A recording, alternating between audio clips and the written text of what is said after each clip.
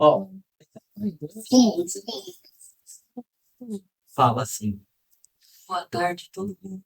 Ai, tá de tudo.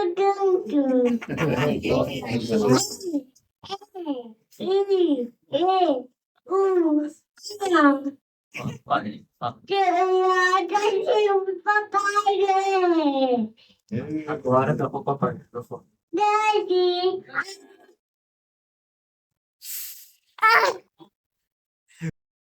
Boa tarde a todos. Acho que o Arthur que já fez, falou que era importante, já fez as apresentações. Bom, para quem não me conhece, meu nome é Caio Vinícius Osman. Eu sou filósofo. Acho que isso simplifica muito.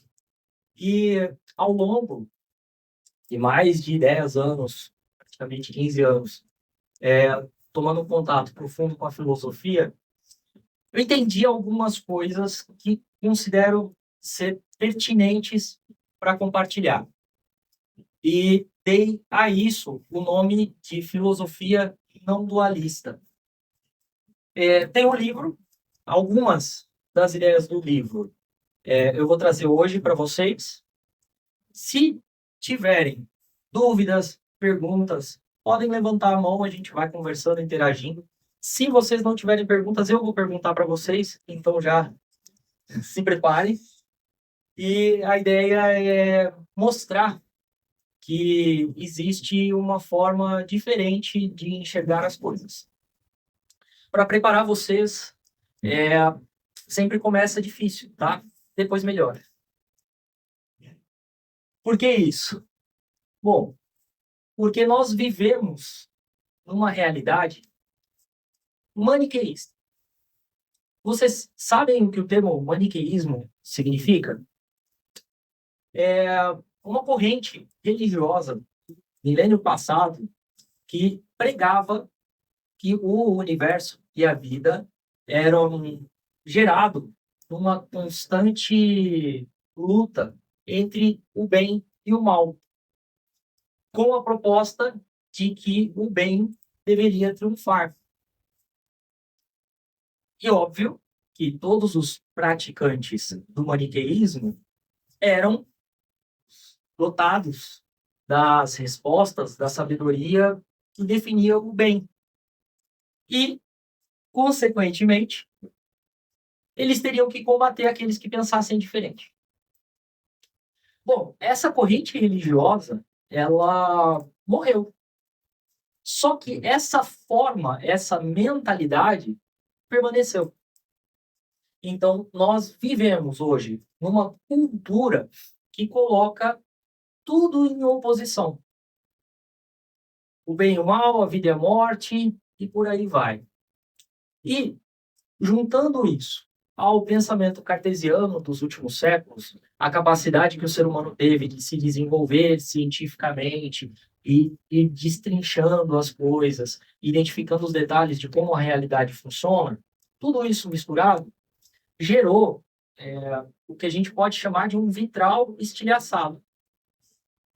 Gerou uma forma das pessoas se relacionarem com a realidade que basicamente é fundamentada no estado de conflito e contradição.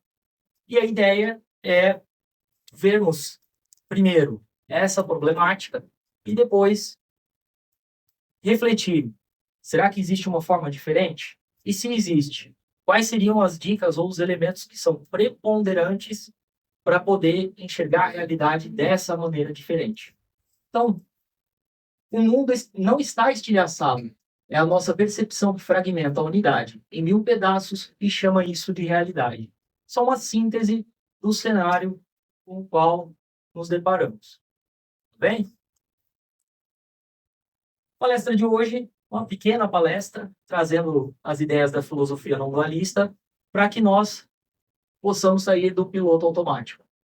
Vamos reconhecer aquilo que distorce a nossa percepção.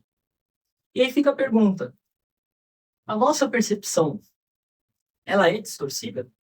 Nós somos capazes de reconhecer isso?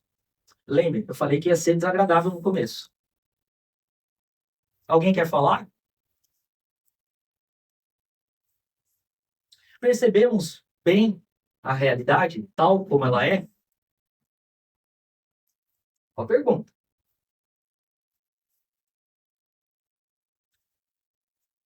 Posso responder por mim. Não ousaria dizer isso. Não ousaria dizer que eu percebo a realidade tal como ela é. E a ciência hoje já chegou nessa conclusão também. Nós percebemos muito pouco. Nosso cérebro, ele não foi feito para perceber a realidade, nem tampouco a verdade. Nosso cérebro foi modulado para procriar. Perceber a realidade demanda uma quantidade brutal de energia. A natureza, ao longo do processo evolutivo, foi direcionando a energia para aquilo que, para o aspecto físico, é pertinente, que é a sobrevivência e a perpetuação das espécies. Então, o ser humano considera que, puxa, eu vou evoluir e logo eu vou perceber as coisas de forma mais profunda. Infelizmente, não é isso que acontece se formos levados pela inércia do desenvolvimento biológico. Então, precisamos considerar como ponto de partida que os nossos mecanismos de percepção da realidade reduzem a realidade num recorte que é o mínimo possível suficiente para sobrevivermos. Qualquer coisa para além disso demandará um esforço consciente. Tudo bem? Já tinham olhado as coisas por esse ângulo? Eu recomendo um pesquisador chamado Donald Hoffman, que é muito bom em trazer a ciência dentro dessa perspectiva, tá? Bom, outra pergunta desagradável. Nós estamos vivendo ou apenas reagindo? E aí? Maior parte do tempo reagindo? Só o fato de perceber isso já é interessante.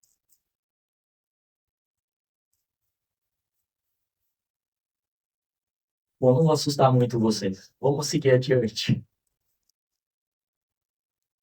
Nós vivemos, como eu tinha comentado, como se o mundo fosse um vitral estilhaçado. O que eu quero dizer com isso? Considerando o pouco que nós percebemos da realidade, nós tentamos, como seres humanos, navegar por esse mundo.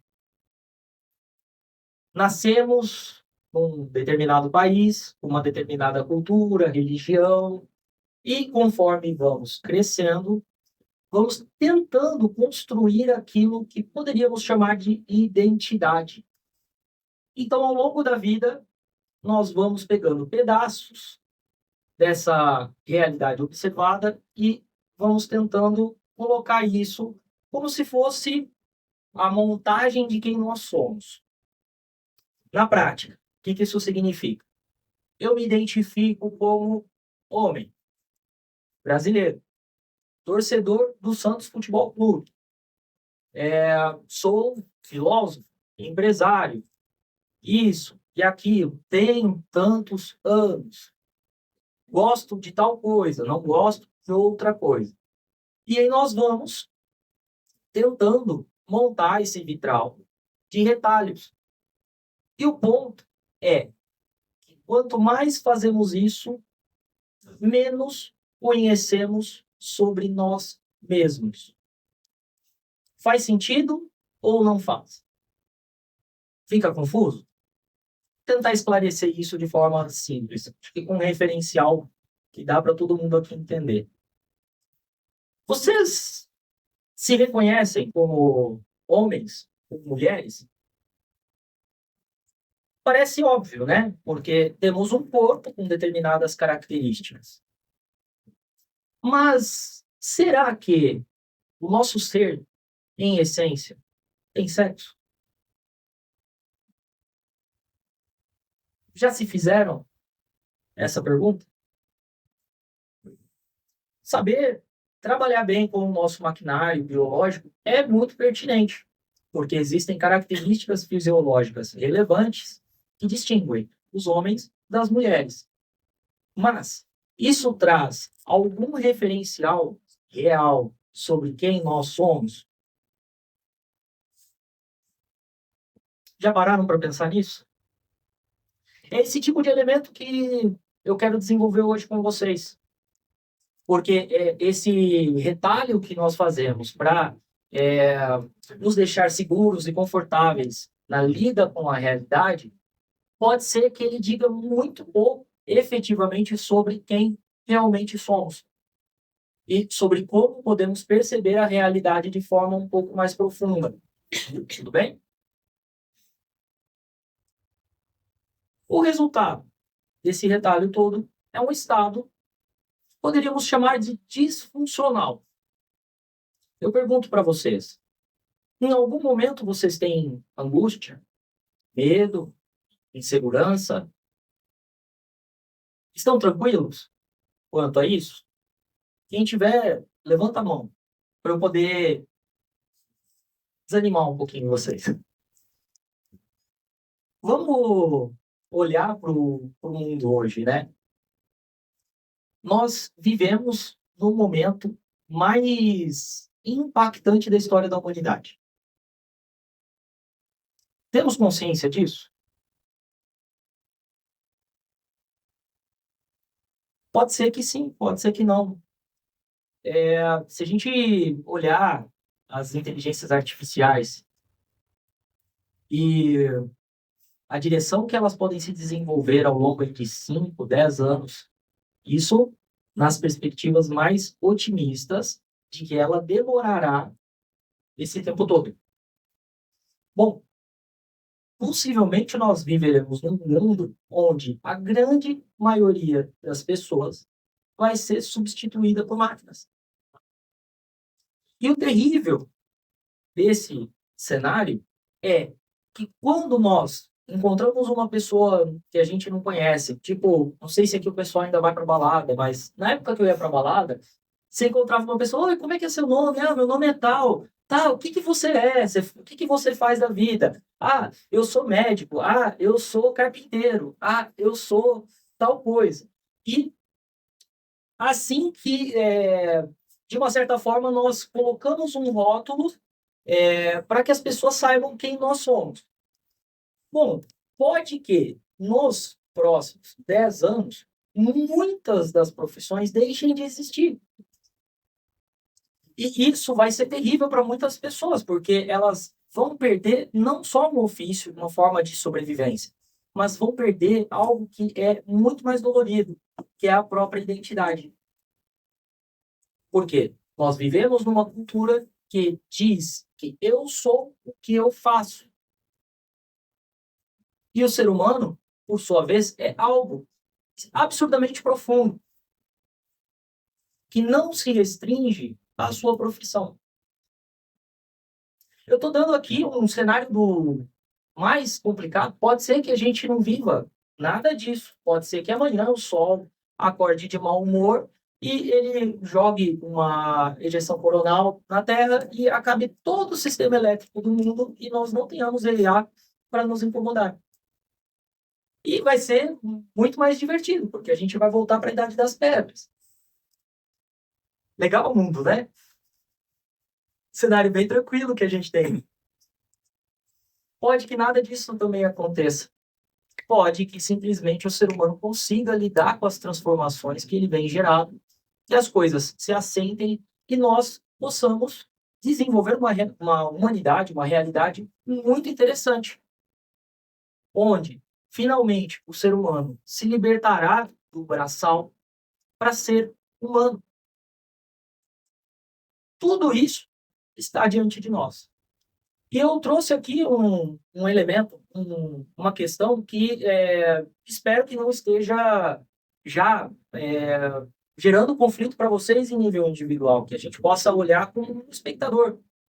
porque tem uma série de outras questões da realidade individual de cada um que trazem angústia, medo, vazio, um estado de contradição, onde eu penso uma coisa, eu quero outra, eu sinto de forma diferente e no fundo, vivemos de uma maneira muito dividida. Se nós não reconhecemos esses estados, e não quero dizer que esses estados nos definam, não é que nós, 24 horas por dia, vivamos dessa maneira, mas em algum momento isso pega. Se não pega, pode que nós estejamos alienados, anestesiados. Por isso a ideia era começar essa palestra de hoje de uma forma muito positiva, alegre, né? Sem trazer pontos de dor e nem nada.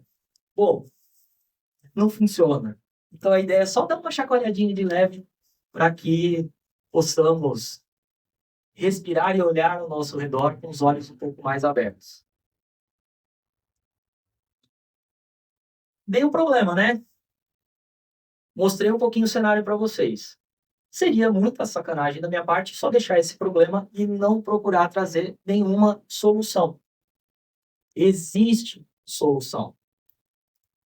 E para enxergarmos essa solução, vamos precisar ampliar um pouquinho as nossas perspectivas. E o primeiro passo para isso é enxergar aquilo que eu chamo de correntes invisíveis.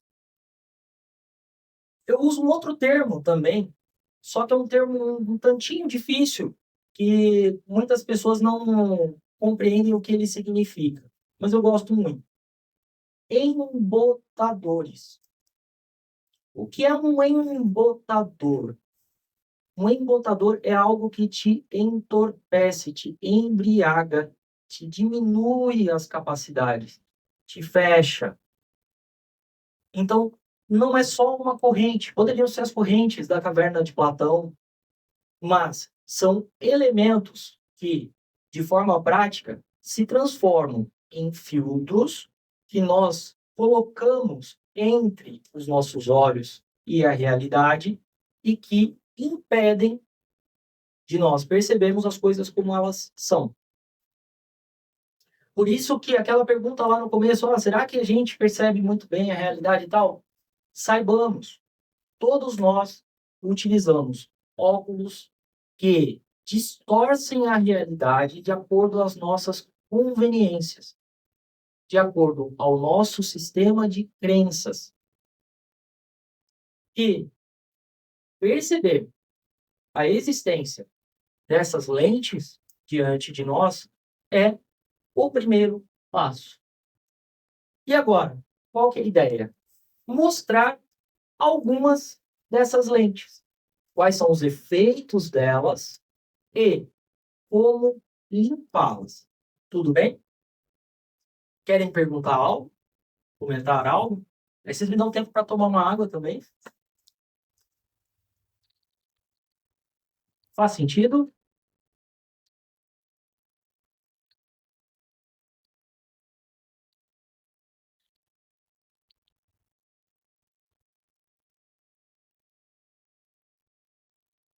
Lembram que eu falei que muito do que distorce a nossa realidade é estabelecido através das crenças, né? Temos uma primeira para a gente observar. Conflito. Nos dizemos pacifistas. Vocês já viram protestos pela paz? E é interessante, né, os protestos pela paz, porque geralmente eles acontecem com quebra-quebra, às vezes ocorre morte. Então, nós queremos gerar a paz através da guerra. E tem uma máxima romana, eu não me lembro agora a frase, se alguém lembrar, diz aí, mas se queres paz, prepara-te para a guerra. E dentro das doutrinas religiosas, isso está totalmente por trás da estrutura de desenvolvimento. Bom, vocês consideram que existe o bem e o mal? E aí, vamos lá. Vocês acreditam na existência de Deus? Tudo bem. Poderíamos definir isso que chamamos de Deus, cada um enxergando a sua maneira como algo onipresente? Onipotente? Legal. Se Deus é onipresente e onipotente, Deus não estaria no mal também? Já se perguntaram sobre isso? Estaria Deus, que é onipresente, fora do mal? Se isso existisse, Deus não seria onipotente nem onipresente. Então, pode ser que nós não tenhamos uma compreensão ou uma percepção profunda acerca de como o universo funciona.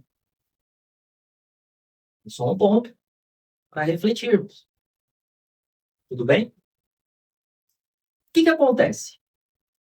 As religiões e as culturas ao longo do tempo foram definindo algumas características ou atributos para definir o bem e Deus e a existência de um opositor, que seria o mal, ou o demônio, ou o capeta. E aí cada povo, de acordo com a sua conveniência, vai fantasiando esse mal com a cara das divindades dos povos derrotados. Então, hoje, por exemplo, nós vemos no meio protestantista o pessoal colocando o Exu como o demônio, o que é uma tremenda de uma deslealdade com as tradições afro, porque nunca representou e nunca representará a mesma figura. Os representantes dessas doutrinas, inclusive, rebatem e falam assim, olha, na minha cultura não existe demônio. Isso é uma criação de vocês. Só que isso vai sendo estruturado de uma tal maneira que coloca as pessoas em um estado de permanente conflito e contradição. Qual que é esse estado? Se o mal existe, logo, ele está em mim.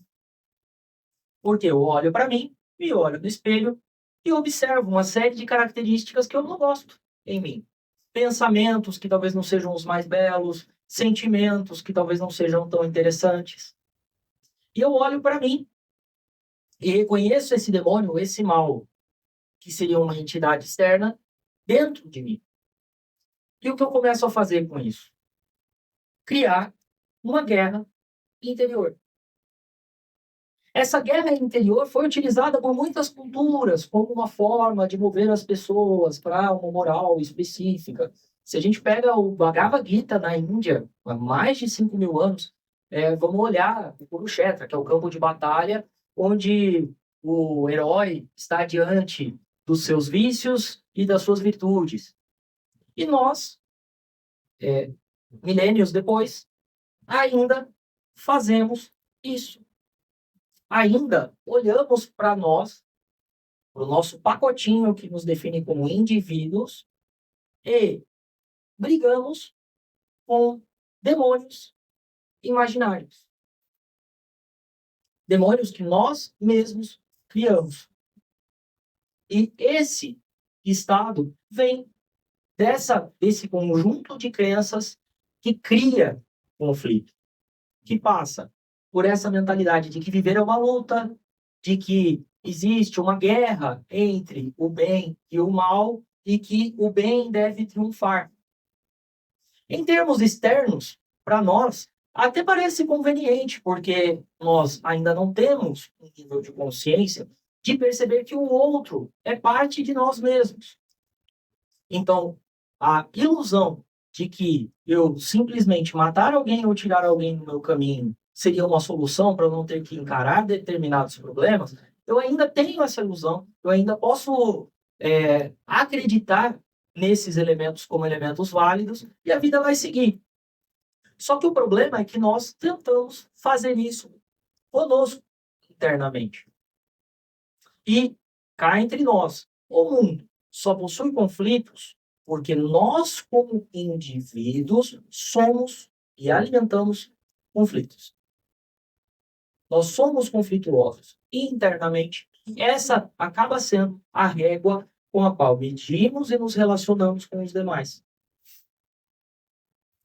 E aí, queremos reformas e soluções externas para esses problemas, mas no fundo, nunca construiremos uma realidade de paz e harmonia enquanto não aprendermos a plasmar essa paz e essa harmonia em nós e em nossas atitudes. Eu trouxe algumas frases de filósofos interessantes para ilustrar um pouco essa mentalidade. Tem um que eu gosto muito, que é o Krishnamurti. Recomendadíssimo. Se estamos em conflito, em luta, não podemos criar individualmente.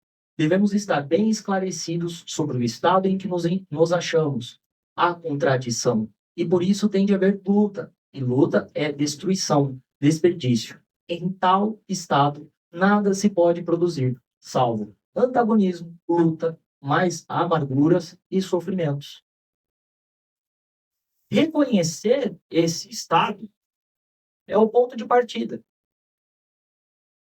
E nós estamos falando de um ponto de partida de uma jornada. E agora vamos entrar em algo, de certa forma, paradoxal. Porque, de alguma forma, todos estamos aqui porque queremos ser melhores. Vocês querem ser melhores? E esse querer ser melhor é engraçado, porque ele é o que gera o primeiro conflito. O conflito entre quem nós somos e quem gostaríamos de ser. Num dado momento, quando eu percebi a filosofia não dualista, que não é minha, não é uma invenção, eu simplesmente dei uma estruturada e reuni algumas coisas, mas quando eu tomava contato com umas pauladas, tipo do Krishnamurti, eu ficava bem atordoado, vamos dizer. Porque, peraí, se eu estou buscando ser melhor, mas a própria busca é a perpetuação do estado que eu quero fugir, então o que que eu faço agora? Não sei se vocês se sentem encurralados quando eu coloco algumas ideias desse tipo. Acontece? Bom, o ser humano é ambíguo e nós vamos precisar encarar as coisas de uma forma ambígua. Quando os sábios da antiguidade contavam algumas parábolas, era uma tentativa de transmitir essa certa ambiguidade de uma forma inteligível. Que é mais ou menos assim, vou dar um exemplo. Para ser, precisamos deixar de querer. E esse é um paradoxo. Vou colocar em outras palavras, Camilo. Para eu evoluir, eu quero evoluir. Para eu conseguir evoluir, eu preciso abrir mão de querer evoluir. Confuso, né? Pois é. Teremos que lidar com essa ambiguidade. Como eu falei, não é um negócio simples. O ponto é, queremos ser melhores. Olhamos para as nossas sombras, para as coisas que não desejamos, e não queremos elas ali. Tá tudo bem em relação a isso. O que que acontece? Se nós olharmos de forma não dualista, nós não olharemos as sombras como inimigos. Olharemos como parte que compõe quem nós somos. Tudo bem? Então, eu deixo de querer matar minha sombra e os meus defeitos.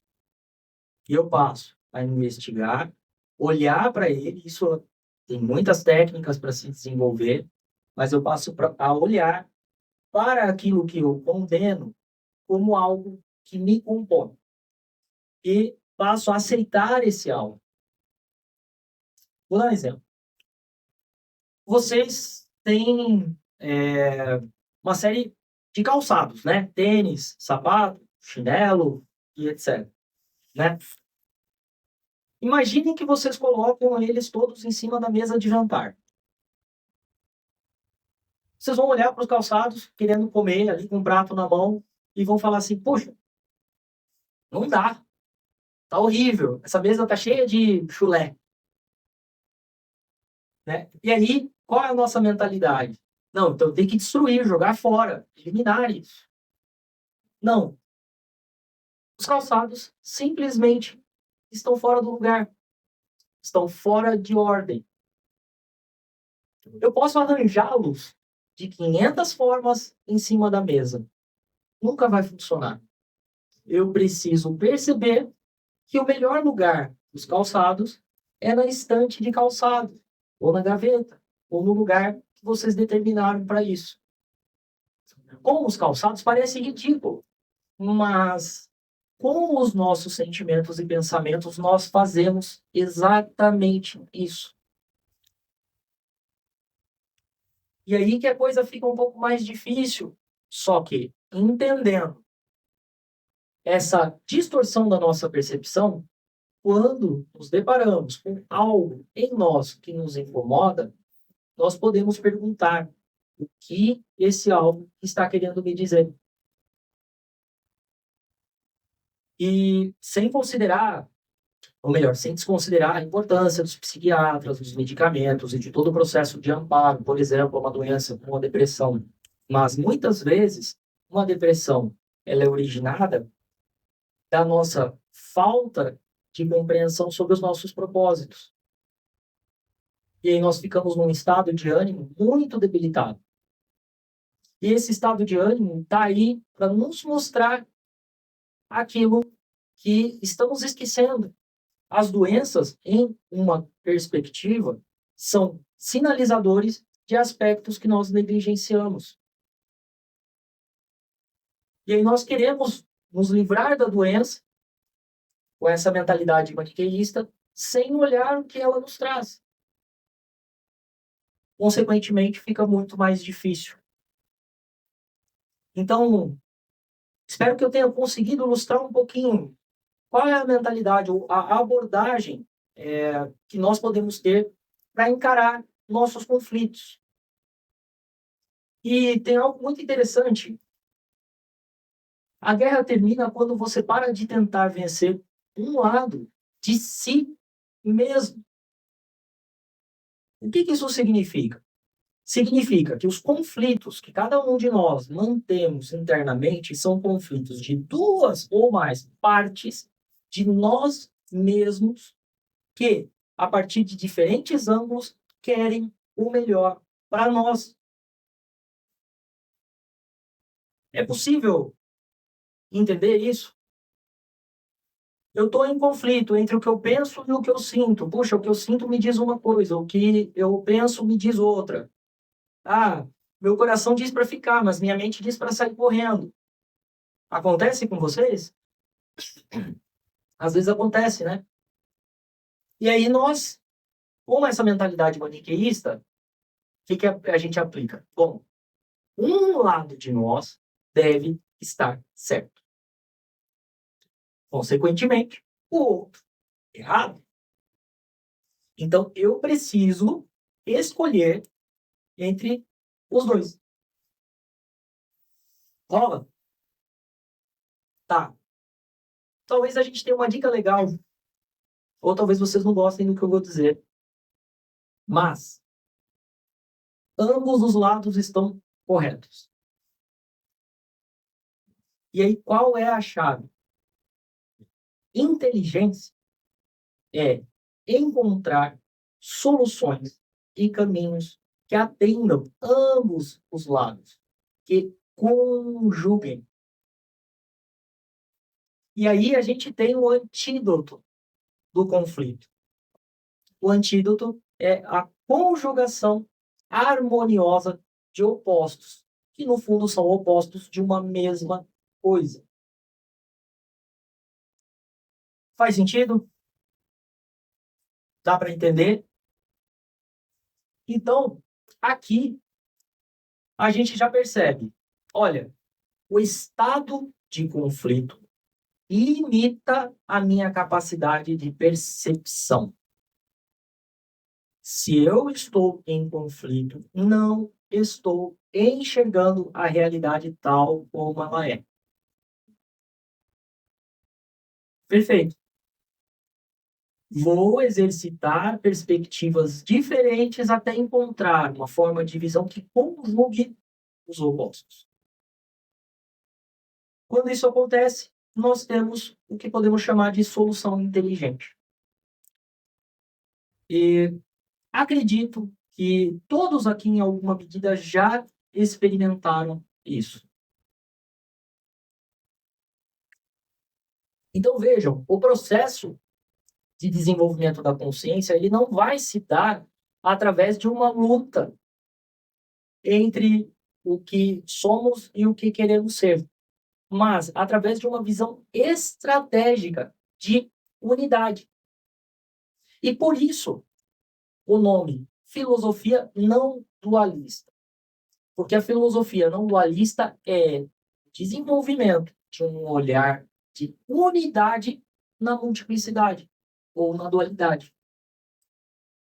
Em outras palavras, se eu estou enxergando as coisas separadas, eu não estou enxergando. Preciso me distanciar para adquirir perspectiva e poder enxergar melhor. Legal, né? Bom, vamos mais um. Medo. Quem sente medo? Eu também. Eu não sou tão cara de pau como o Arthur, que vem aqui. Também tenho medo. Também me preocupo. Será que eu vou falar coisas legais? Será que eu vou esquecer de alguma coisa? E etc. Só que, quando eu me lembro que não importa o que aconteça, eu vou continuar existindo e sendo quem eu sou, eu relaxo. E a ideia é explorarmos hoje um pouquinho. Esses temas estão no livro. E o curso que eu tenho estruturado amplia isso bastante. Temos aqui algumas cobaias que conhecem. Podem dizer se faz sentido ou não. Mas a ideia é entendermos um pouquinho o que é o medo. E como não temos muito tempo, eu vou ter que sacanear vocês. Eu vou ter que ir na causa. Então vamos lá. O medo é feito da ignorância do próprio ser. Existe apenas um medo. Ele se manifesta de muitas maneiras. Existem mil e umas manifestações, mas, basicamente, o medo é um só. O medo de que lá no fundo eu possa não existir.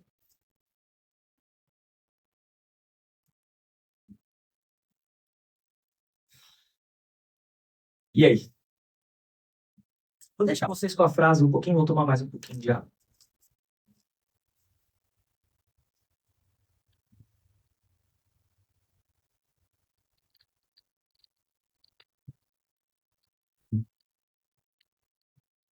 Bom, eu tenho medo, sei lá, de perder o emprego, de trocar de carreira.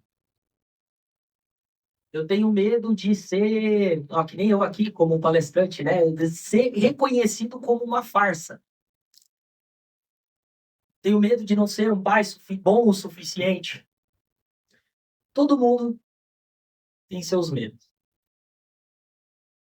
Tenho medo da morte. No fundo, o que acontece? Nós temos medo de não existir mais, de não existir como somos. Então, Nós passamos, às vezes, por uma perda de um emprego, um trabalho importante. Nós consideramos que algo de nós foi tirado. Que algo daquele vitral de pedacinhos que nós montamos, que define a nossa identidade, de que algo foi tirado. Por isso, muitas pessoas, quando passam por um momento de crise, e seguem adiante, seguem em frente, apesar de terem perdido muitas vezes os motivos para seguir adiante, quando elas persistem, elas ressignificam essas circunstâncias traumáticas, porque essas circunstâncias muitas vezes obrigaram elas a rever a vida, a encontrar sua verdadeira vontade. Já aconteceu com vocês? Comigo aconteceu algumas vezes. Na hora, nós choramos, reclamamos, queremos voltar à condição anterior. Se compreendemos que isso se dá porque nós nos identificamos com o que vai, começa a ficar um pouquinho mais fácil. Nós não somos o que vai. Vou tentar deixar isso claro para vocês hoje até o final.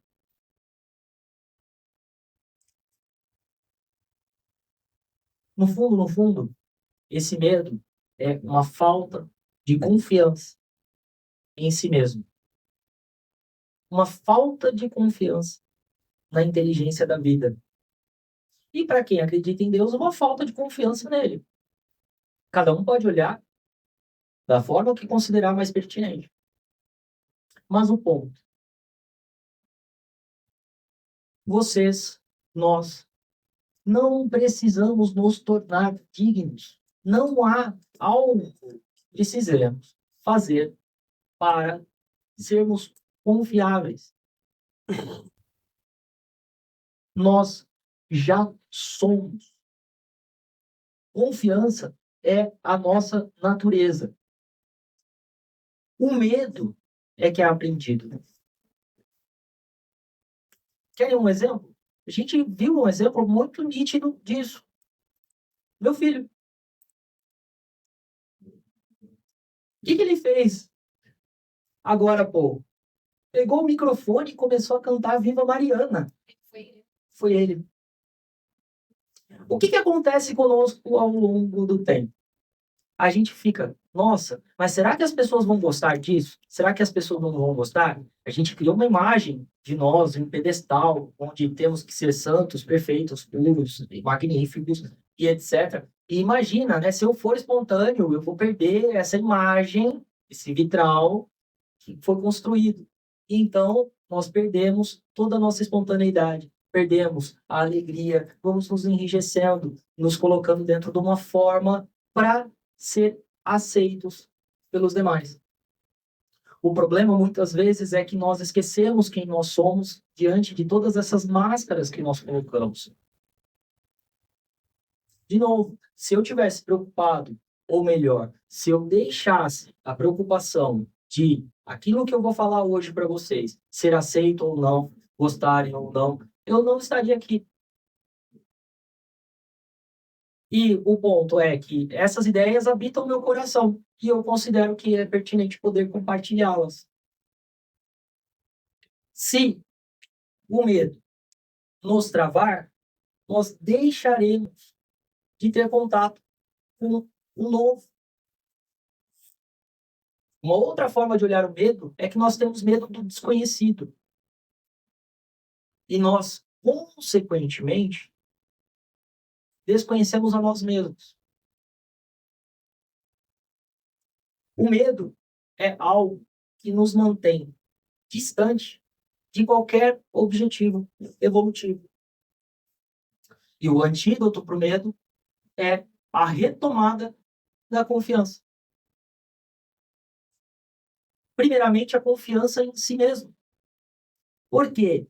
Porque, independente das circunstâncias que cada um de nós passamos para chegar até aqui, nesse momento agora, nós demos conta. Chegamos até aqui e podemos ir para onde quisermos. Compreendem? Vocês já foram confiáveis e são confiáveis a si mesmos pelo simples fato de estar no agora. Não há necessidade de provar algo, nem para vocês, nem para ninguém. Além da confiança em si mesmo, é imprescindível a confiança na vida. Só que essa não pode vir através de crenças. Porque a maioria das pessoas constrói essa confiança a partir de um dogma. E quando as coisas dão errado, o dogma se quebra. Acho que muitos já passaram por aquele conflito de, nossa, eu confio em Deus, Deus sabe que é melhor. Aí, de repente, a gente perde alguém que a gente ama e a gente se questiona, poxa, será que esse negócio é bom mesmo? Bom, para poder confiar na vida, é necessário compreender como a vida funciona. É fundamental explorar o mecanismo e as leis que governam a manifestação da vida. Se nós fazemos isso, nós transformamos a nossa vida em um laboratório. O que é esse laboratório? Bom, eu entendo que existem determinadas premissas para eu atingir um objetivo X, Y ou Z. Do tamanho, da maneira com a qual eu percebo isso, o que eu vou fazer? Eu vou colocar meus projetos em movimento e vou observar os resultados. Se eu atingo os resultados, eu compreendi as premissas que eu considerei e aprendi a manejar a vida de uma determinada maneira. Todo mundo aqui já fez bolo? Bom, eu sei quais são os ingredientes para o bolo. Eu sei o fogão que eu tenho. Se eu juntar os ingredientes, vai dar bolo. Eu coloco a forma com os ingredientes misturados dentro do forno com a certeza de que vai sair bolo. Isso é confiança real na vida. E é muito interessante, porque se as coisas não dão certo para mim, em algum aspecto, que legal! Não tem algo me bloqueando ou me impedindo de ser feliz e realizar. Não existe um mal que está colocando pedras no meu caminho, nem nada disso. Simplesmente eu não considerei todas as premissas. E a ausência do sucesso naquela circunstância é a perfeita demonstração de que ainda sou ignorante em relação a algum aspecto. E isso me abre a possibilidade de aprender e expandir.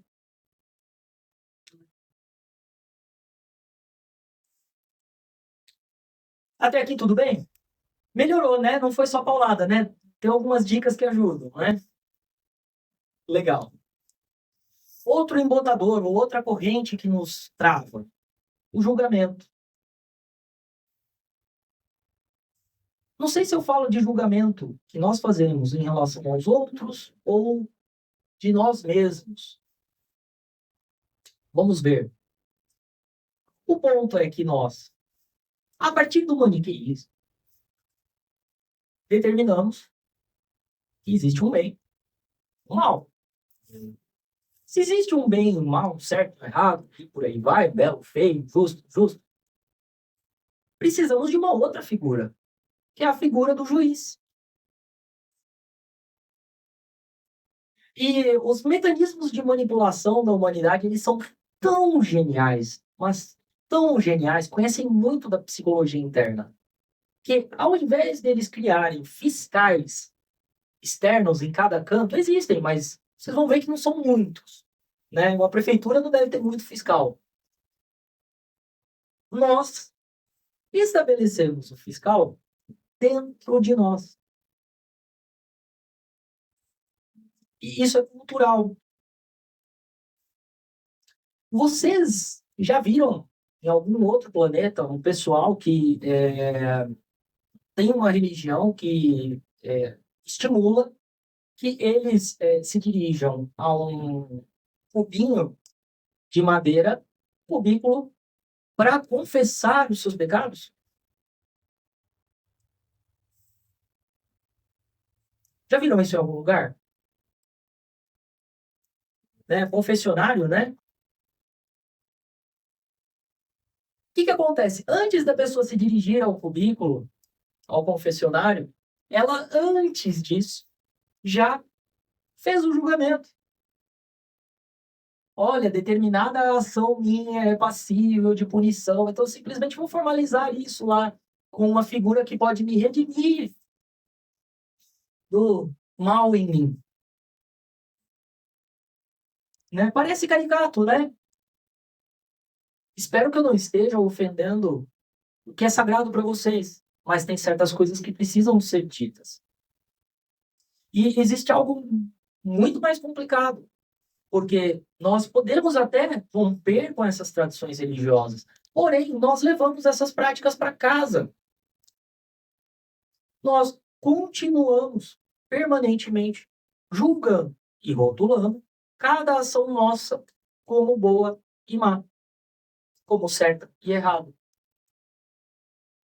Continuamos, nós levamos esse tribunal para casa. Para os sistemas de controle, isso é magnífico, porque instalaram, né, um software de fiscalização dentro de cada um de nós. E aí? Vamos lá. Se nós temos um juiz dentro de nós, será que esse juiz é isento? Será que ele está percebendo a realidade? Eu gosto de algumas coisinhas orientais porque eles são sacanas, né? Tu não sabes o que é bom, tu só sabes o que é bom para ti. E amanhã isso pode mudar. E então, o que é bom se tornará ruim e tu afirmarás isso. Tudo isso, no entanto, é relativo. O que é bom para ti pode ser ruim para mim. O que é bom para ti hoje pode ser ruim para ti amanhã. Não seria melhor deixar o julgamento para os tolos? Essa é uma máxima de Wu Xing, que é uma figura oriental chinesa.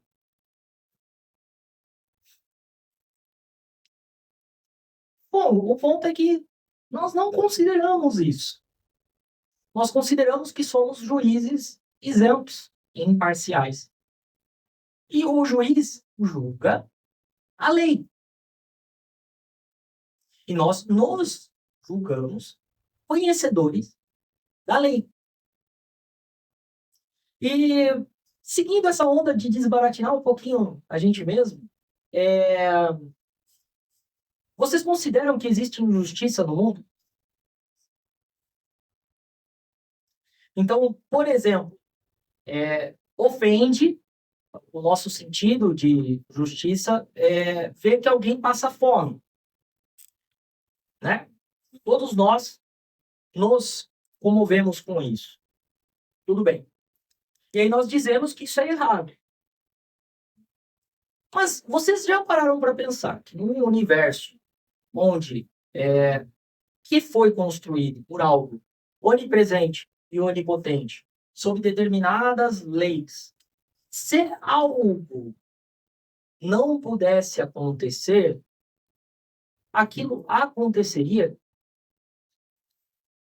Vou dar um exemplo muito simples do que é uma lei da natureza. Se vocês plantarem uma semente de abacate, não nascerá uma moreira. Isso é uma lei. Entendeu? Se fizerem um bolo de chocolate com chocolate em pó, seja o cacau, seja o todinho, vai sair um bolo de chocolate. Nós não temos dúvida do sabor do bolo, quando fazemos ele. Mas, quando enxergamos determinadas coisas que ferem o nosso senso estético, nós, por nos julgarmos superiores, dizemos que determinadas coisas não devem acontecer. E não temos nenhuma ideia das dinâmicas e causas que levaram as coisas a acontecerem tal como foram.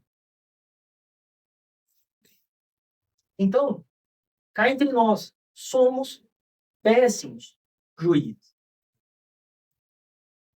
E, normalmente, erramos muito sobre nós mesmos. Com os outros, às vezes, a gente tem compaixão. Tipo assim, a pessoa enfiou o pé na jaca. A gente vira, não, puxa, a pessoa fez o melhor que ela podia naquele momento. Mas nós erramos. Cotidianamente, nós não temos essa mesma compaixão. Nós não olhamos para nós e o nosso passado e dizemos assim, nossa, eu fiz o melhor que eu podia com a consciência que eu tinha naquele momento. Se nós percebêssemos isso, nós veríamos que nós nunca erramos.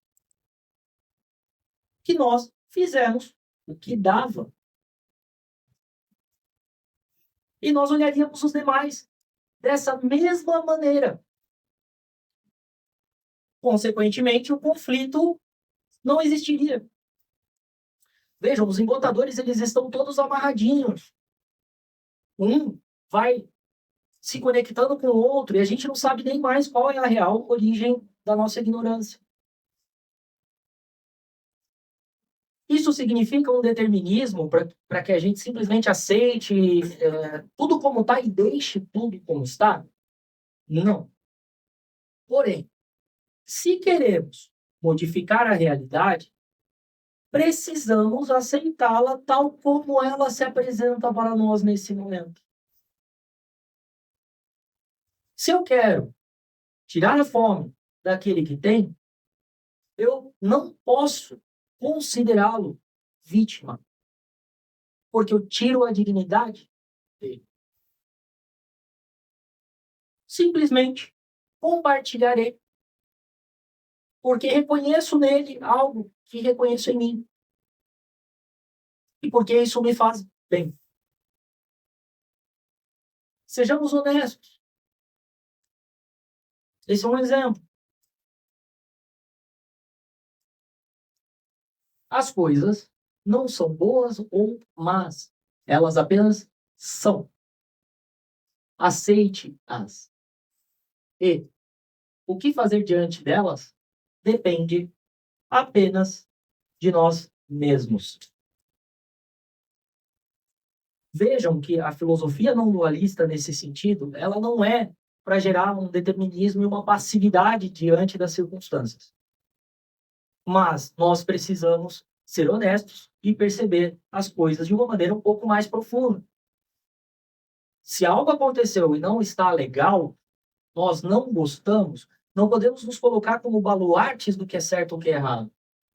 Temos que olhar objetivamente das premissas quais nós estamos ignorando, reformular nosso plano de ação e ir na direção dos nossos objetivos, dentro daquilo que depende de nós.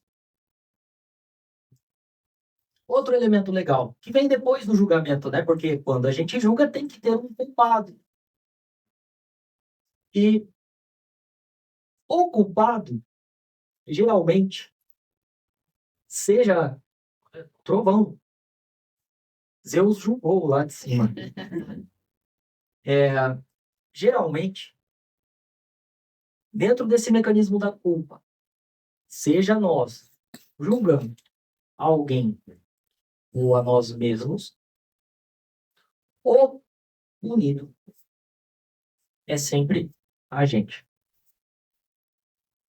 Os orientais têm algo, tipo assim, o rancor, ele é como você tomar um veneno esperando que o objeto do rancor morra. Não é exatamente a frase assim, eles contam de diferentes maneiras. Mas aquilo tudo que você faz de mágoa, de todo mundo que você culpou como responsável pelos seus fracassos e dores e etc. Bom, você está jogando essa energia e postura contra si mesmo. Independentemente de o culpado ser você ou o outro. E aí tem algo legal de Platão, que é muito pertinente. Punir um cavalo não torna ele melhor em relação à sua própria natureza. Na República, Platão vai construindo um diálogo do que seria justiça, e ele uns falam assim, não, é defender o que é certo contra o que é errado, e piriri pororó. E aí, Platão, dentro da figura de Sócrates, coloca algo desse tipo. Culpa vem junto de punição. As duas coisas andam juntas. E punir, seja você a si mesmo, ou seja, os outros, não torna o objeto da culpa melhor em relação à sua própria natureza. Eu torno um cavalo melhor açoitando ele?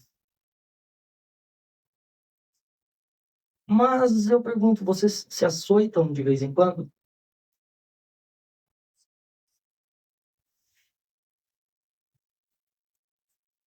Saibamos que, se fazemos isso, perdemos energia.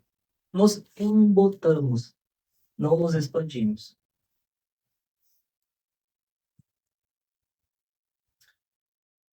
Qual a solução?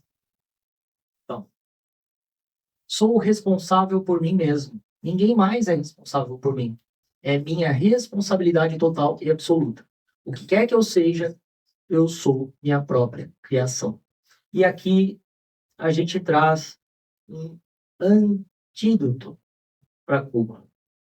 Se lá no julgamento nós percebemos que nós fizemos o melhor possível com a consciência que a gente tinha, com a energia que estava disponível naquele momento, e mesmo assim nós consideramos que não era o resultado desejado, perfeito, tudo ótimo. Só depende de mim mesmo. E aí nós vamos ter que trocar a culpa por responsabilidade. Só que para fazer isso, vamos ter que entender o que é responsabilidade. E aí, para conseguir tomar uma água, eu vou perguntar para vocês, o que é responsabilidade? Podem me falar.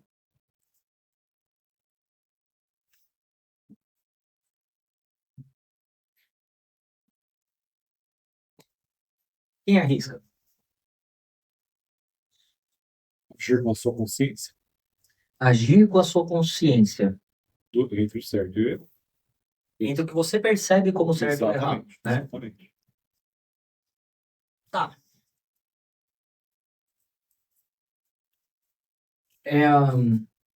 Isso colocaria a gente de uma forma assim, tipo, eu vejo que aquilo é um problema meu e eu assumo um compromisso com aquela situação. Sim, você... Não um problema, mas uma situação. Tipo assim, eu fiz meu filho, eu vejo que eu fiz meu filho, eu assumo ele como dependente de mim e eu vou corresponder a isso. Sim. Você tem sua responsabilidade Tá. sobre o ato que foi seu. Perfeito. Só que é isso. Mas existe uma forma de definir a palavra responsabilidade que ajuda muito, muito mesmo. Se a gente pega a etimologia da palavra, responsabilidade significa pura e simplesmente habilidade de resposta. Apenas isso. Então, diante das circunstâncias da vida, como será a minha habilidade de resposta? Como eu responderei às circunstâncias? Qual a ação? Exato. Então, vamos dar um exemplo hipotético. Fiz um filho. acredito que quem é pai, quando recebe uma notícia desse tipo, tem vontade de sair correndo. Por mais que deseje. Tem medo. Se acha incapaz, se acha ou considera que nunca será bom o suficiente para isso. Esse é o cenário. E aí, tem a notícia do filho. Às vezes é planejado, às vezes não é, né? Aí ele fala, puxa, enfiei o pé na jaca. E agora? A responsabilidade é o que eu vou fazer com a circunstância. Como responderei às circunstâncias? Eu posso fugir. Eu posso gritar. Eu posso fazer infinitas coisas. Quais ações me gerarão algo similar a como o universo é? O que eu quero dizer? Quais ações me gerarão expansão? Quais ampliarão as minhas possibilidades? Quais aprofundarão o conjunto de experiências que eu posso participar? Por que eu estou colocando isso? Porque, gente, o universo é simplesmente isso, uma consciência em expansão, experimentando infinitas possibilidades, procurando se compreender de forma mais profunda. Assim mesmo, isso acontece com o universo. Nós temos a ilusão desse ser que uns chamam de Deus, outros chamam de universo, como algo pronto. Mas no fundo, foi algo que se dividiu em infinitas partes de si mesmo para perceber a realidade de forma mais profunda e interagir com a realidade de forma mais profunda. E aí, esse exemplo da paternidade é muito interessante, porque, lembrem, eu falei que a gente poderia dar uma resposta de habilidade conjugada com como o universo é. Se eu fugir de uma responsabilidade, de uma situação, de uma experiência tão rica quanto a paternidade, eu estou pegando um baú de ouro e jogando no lixo. Compreende? Se eu vou na direção dessa experiência de forma cada vez mais profunda, eu tive uma boa habilidade de resposta. Assumindo os fatos. Mas eu posso assumir os fatos e sumir. Você vê? É contraditório. Eu posso. Entendeu o cenário? O lance é, eu olho o que está acontecendo, como eu vou responder a isso? E eu me jogo na direção do que está acontecendo, É da tua responsabilidade. mas não porque alguém colocou uma responsabilidade, não porque eu me coloquei. Você se põe a responsabilidade. Você entende? Tipo, o que eu quero dizer com isso? Tentar colocar de outra maneira. Tem gente que diz que ter filho é um negócio cansativo pra caramba. Que educar é uma coisa cansativa, difícil e etc. Gente, não sei como foi ou como é pra vocês. É o maior tesão. Isso não cansa. O que cansa é o corpo que a gente tem que carregar, às vezes, atrás de um moleque que não para. Mas a experiência não cansa. Entende? Em nenhum momento eu busco a experiência da paternidade como uma responsabilidade, tal como a gente enxerga a palavra responsabilidade. Eu preciso, tipo assim, eu fiz um problema, eu tenho que corrigir. Entendeu? E por que eu tô falando isso? Porque tem problemas na nossa vida que não tem como corrigir.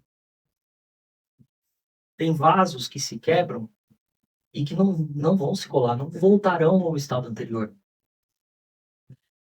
Então, olhar a responsabilidade como eu responderei às circunstâncias, e lembrando que isso, quem determina, sou eu mesmo, e assumo o preço disso,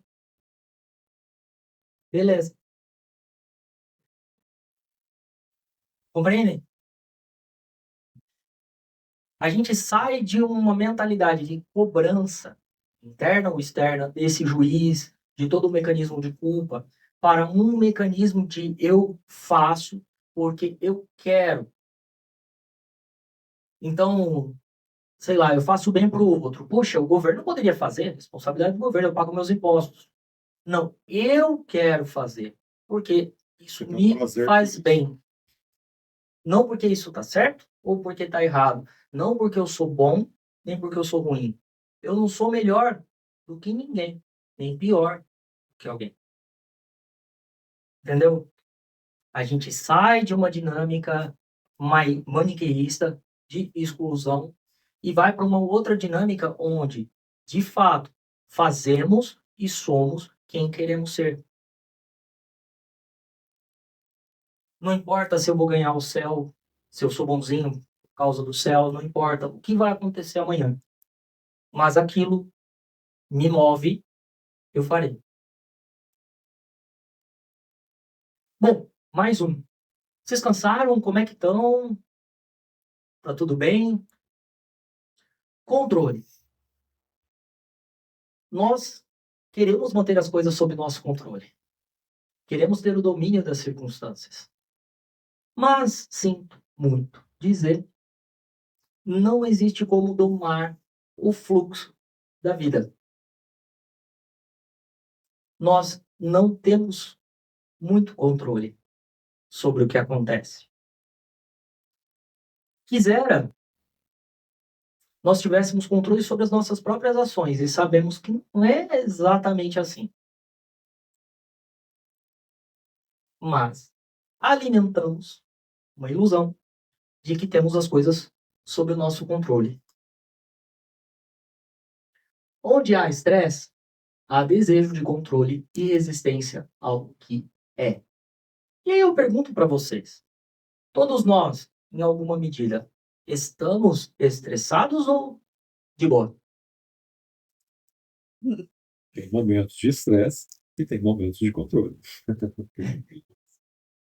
Tem momentos onde as coisas acontecem do jeito que eu gostaria e tem momentos onde elas não acontecem como eu gostaria, né? Sim, mas vai trazer evolução também. Claro, é aquilo que a gente falava. A vida é um laboratório. Sim. Se eu faço determinadas ações e elas não dão o resultado que eu gostaria, eu tenho a oportunidade de aprender e Exatamente. fazer de novo. Processo evolutivo. Só que o ponto é que a gente não se limita apenas a isso. Muitas vezes nós queremos que as pessoas sejam e ajam de uma determinada maneira. Um exemplo aqui, para a gente não entrar em temas críticos, né? Mas, puxa, meu amigo que é corintiano, e para que ele vai torcer para o Corinthians? Podia torcer para o Santos. Não enxerga que o time mais bonito é o Santos, o time do Pelé, o time do Neymar, e etc e tal. Tô brincando no futebol porque não ofende ninguém, mas, gente, quantas vezes nós colocamos as pessoas numa régua do que elas deveriam ser e esperamos delas determinadas atitudes? Isso é controle. Nós criamos o controle a partir da idealização. Então, nós olhamos o perfeito e queremos que o perfeito se manifeste. Como ele não se manifesta, nós ficamos brigando com a realidade cada vez que não se manifesta. E o ponto é, a vida tem fluxo. Não existe como controlar esse fluxo. Para quem trabalha conduzindo pessoas é terrível, porque você fala assim, puxa, mas o que eu estou fazendo é o melhor para mim, é o melhor para a pessoa, é o melhor para todo mundo. E a pessoa não quer. Acontece? Se a pessoa age como ela age, é porque ela é assim. E aquilo que a gente falava lá do julgamento, ela fez o melhor que ela poderia com o que tinha disponível. Mas quantas vezes a gente sofre porque fala, não, ela está fazendo mal para si mesma. Controle. Não tem caminhos perfeitos, mas existem caminhos melhores. O caminho melhor, vamos pegar uma coisa da física quântica. Bom, eu não sou um expert nisso, mas existe uma experiência muito legal. O pessoal pega um laser, joga o laser num espelho. Então, imaginem que tem um espelho aqui no chão. Eu pego um laser, miro para o chão, e do outro lado, eu tenho uma câmera, onde dá um rebote do laser no chão e os feixes vão para a câmera. Ok?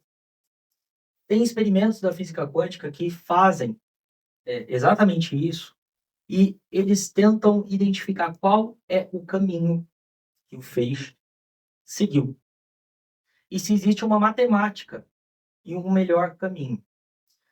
E eles descobriram algo muito maluco. Descobriram que o feixe vai por todos os caminhos para a câmera. É mais ou menos assim, imagine, se eu tampo o espelho aqui, o laser passa por ali. De alguma maneira, ele vai até a câmera. O que eu quero dizer com isso? Porque esse experimento é interessante, depois pesquisem. O que acontece? Aquilo que a gente vê como uma luz saindo de um canto e indo para outro é, cientificamente, o melhor caminho. Em termos práticos para nós, para a vida. Sempre, cada ação que ocorre é o melhor possível para aquele momento. É o caminho mais curto para aquele momento. O que isso significa, se fizermos uma reflexão a respeito do tema? Significa que não existem possibilidades melhores se uma determinada se manifestou. Até o presente. Pode, daqui 5 minutos, isso mude. Entende? Então, se você vira para uma pessoa e fala assim, olha, eu não sei se vocês lembram daqueles programas antigos, acho que Sérgio Malandro e tal, que o pessoal entrava numa cabine com um som isolado e acendia uma luz, ela tinha que falar sim e não. É o Silvio Santos. E o cara lá fora tava falando assim, olha, eu tenho aqui uma jaca estragada, eu tenho aqui um Porsche, e a gente a pessoa dentro da brincadeira ali não sabia o que era e simplesmente dizia sim ou não. Às vezes parece que muitas das outras pessoas, mas nós fazemos exatamente isso. E é isso que te dói. Tipo assim, puxa, eu tô aqui com um Porsche, tô mostrando o Porsche pra pessoa, e ela quer a jaca estragada. Se ela escolheu a jaca estragada, é porque aquilo é o melhor para ela naquele momento. Entendem? Ela não está enxergando com clareza. O que você acha que é importante para ela não é o que é importante para ela. É aquela frase, as coisas acontecem como tem que ser. Né? E vale explorar esse ponto. O que nós enxergamos como o melhor, mesmo para nós, para os outros é mais fácil, né? Mas mesmo para nós, não é o melhor. É a nossa perspectiva. Vamos ter que assumir isso. Nós somos incapazes de saber o que é melhor de fato. Temos que ser humildes nesse sentido. Pois é, mas olha que doido o negócio. Sabe por quê? Nós desconhecemos as causas que levaram nós mesmos e as outras pessoas ao momento presente. Nós desconhecemos as reais necessidades evolutivas nossas. Quem dirá das outras pessoas? Se perguntasse claramente para cada um de nós, olha, qual que é o próximo passo que eu preciso dar para expandir a minha consciência? Duvido que vocês tenham essa resposta com clareza, porque eu não tenho. Entendeu? Imagina isso pro outro. Então, às vezes, aquilo que a gente olha como o melhor para a pessoa, sei lá, tipo, vou fazer um programa do Luciano Huck, vou reformar a casa da pessoa, ou vou reformar o carro da pessoa, pode ser uma oportunidade ou não. Ganhar na Mega Sena para aquele homem lá que foi morto pela esposa, foi bom ou foi ruim? Infelizmente, foi ruim para ele. Entendeu? Sim. Mas o conhecimento transforma. Transforma. E ele te dá a oportunidade de decisões melhores. Mas olha qual que é o lance. Conhecimento não se transmite. Quer que eu repita? Conhecimento ou estados de consciência não se transmitem. Ele serve para você. Imagine uma coisa, tudo que eu estou falando aqui, eu estou falando baseado na minha perspectiva da realidade. Não é verdade. É a forma como eu enxergo e interajo com as circunstâncias da vida que me fizeram ter o conjunto que define a visão sobre a realidade. Estou aqui falando um tempão, não sei se eu já passei do tempo, enfim, me avisem qualquer coisa, mas o que vocês vão assimilar e perceber de tudo o que eu estou falando não é o que eu estou falando. Não é o que eu vivi. É a interpretação de cada um. Exatamente. E esse é o grande desafio na transmissão do conhecimento. Porque se fosse assim, gente, os mestres da humanidade já tinham resolvido os problemas. Consciência não se transmite. Nós podemos tentar fazer uma representação figurada. É como, sei lá, imaginemos que nós queremos explicar para uma criança a ideia de Deus. Aí a gente vira para a criança e fala assim, olha, o mais próximo para você enxergar isso é o Sol. E aí começa a definir os atributos do Sol. Os povos da antiguidade adoravam o Sol como divindade porque eles não eram bobos. Eles entendiam que há uma correspondência entre os elementos do Sol e a ideia de Deus. Já vi? Só que aí, olha o lance. Eu explico isso para a criança. Ela vai entender o que é Deus?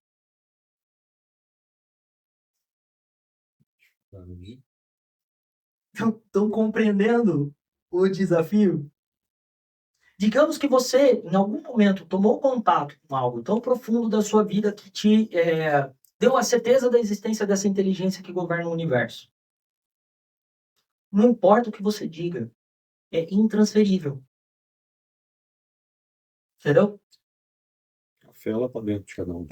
Sim, mas eu tô dizendo algo bem profano, tipo, as circunstâncias que nós enxergamos que para o outro seria melhor fazer de tal jeito, o outro faz o contrário do que a gente considera como melhor. Não, se todo mundo faz o que faz, é porque é aquilo o melhor possível para aquele momento. É isso que é difícil da gente aceitar. O que não nos impede de ajudar, de contribuir e tudo mais, mas muda bastante a nossa postura. E se é fácil enxergarmos isso para os outros, deveríamos aplicar o mesmo conosco. Tirando umas coisas simples dessa conversa. Se eu vou vivenciar uma determinada experiência, eu vou fazer essa experiência de forma a poder me aprofundar o máximo possível. Não tem certo ou errado na vida. Tem o momento e a circunstância e a ação que fazemos dentro do possível. Não existe errar ou acertar. Existe aprender sempre e cada vez mais. Compreendem?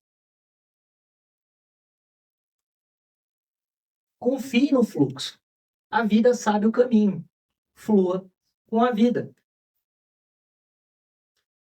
Essa, em essência, é a grande ideia da filosofia não dualista. Permitir que possamos fluir com a vida, fluir com o movimento do universo. E entender que existe uma metodologia funcional para isso. Vocês podem tomar contato, tanto através dos meus canais, Instagram, Filosofia Não Dualista, YouTube, depois essa palestra estará lá, como através dos livros. E de tempos em tempos eu abro uma turma nova. Quem quiser, tiver interesse, entre em contato, que vale seguir nessa jornada de exploração. Bom, não sei se vocês têm dúvidas, perguntas, reclamações. Deu o tempo. Então, eu encerro por aqui. Agradeço a atenção, a paciência de todos. E até mais.